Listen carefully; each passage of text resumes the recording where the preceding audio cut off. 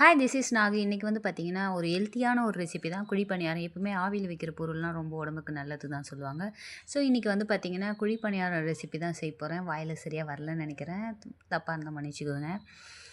நான் வந்து அமேசானில் வந்து ஆர்டர் போட்டிருந்தேன். ஸோ அதில் தான் இன்றைக்கி பண்ண போகிறேன். கீழே வேணும்னா நான் லிங்க் கொடுக்குறேன். அதுக்கு ஃபஸ்ட்டு ஒரு பாத்திரம் வச்சுட்டு அதில் 4 ஸ்பூன் ஆயில் விட்டு கடலைப்பருப்பு, உளுத்தம்பருப்பு, கடுகு, சீரகம், ஒரு பெரிய வெங்காயம், ஒரு 2 காஞ்ச மிளகாய் சேர்த்துக்கிறேன். கருவேப்பிலை சேர்த்துட்டு நல்லா வதக்கி விட்டுட்டு ஒரே ஒரு தக்காளி மட்டும் சேர்த்துக்கிறேன்.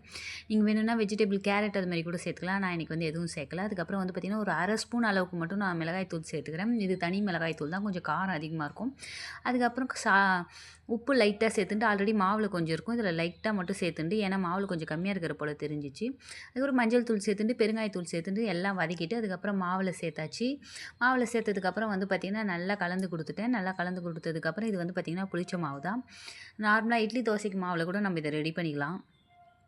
அதுக்கப்புறம் வந்து பார்த்திங்கன்னா நல்லா கலந்து கொடுத்துட்டு, குழி பணியாரத்தை வந்து இதை வந்து ஹீட் பண்ணணும் அப்படிலாம் அவசியமே கிடையாது. ஒரு செகண்டில் வந்து ஹீட் ஆகிடும்.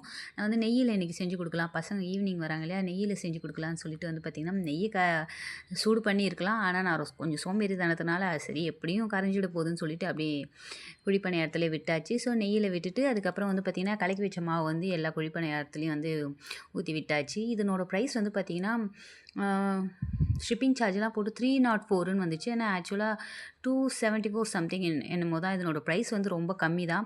குவாலிட்டி வந்து பார்த்திங்கன்னா நல்லா இருக்குமானா பரவாயில்ல, இந்த ப்ரைஸ்க்கு இந்த குவாலிட்டி வந்து ஒர்த்துன்னே சொல்லலாம். நான் ஆல்ரெடி வச்சிட்ருக்கேன், பட் இதனோட ப்ரைஸ் ரொம்ப கம்மியாக இருந்துச்சு. ப்ளஸ் என்கிட்ட ரொம்ப சின்னதாக இருந்துச்சு. அதனால் ஆன்லைனில் ஆர்டர் போட்டேன். எப்படி இருக்குமோன்னு நினச்சேன், பரவாயில்ல நல்லா தான் இருந்துச்சு.